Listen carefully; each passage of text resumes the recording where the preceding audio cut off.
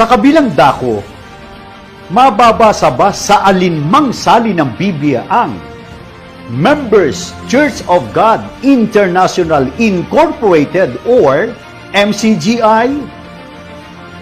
Sorry, we didn't find any results for your search.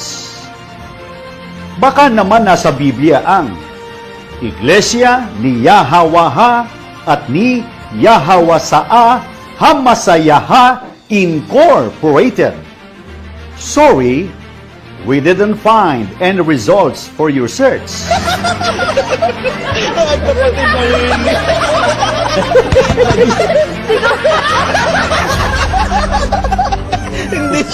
Sige.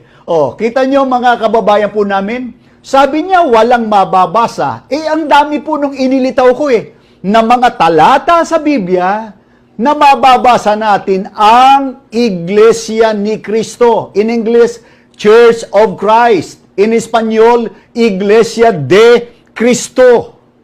Kaya hindi po lalaban talaga sa debate itong si Mr. Eliseo Soriano at sino man na mga ministro niya sapagkat maiipit sila.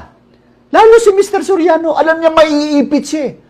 Maiipit ang lahat ng dapat maiipit kay Ingkong. Thank you for watching. Follow for more videos.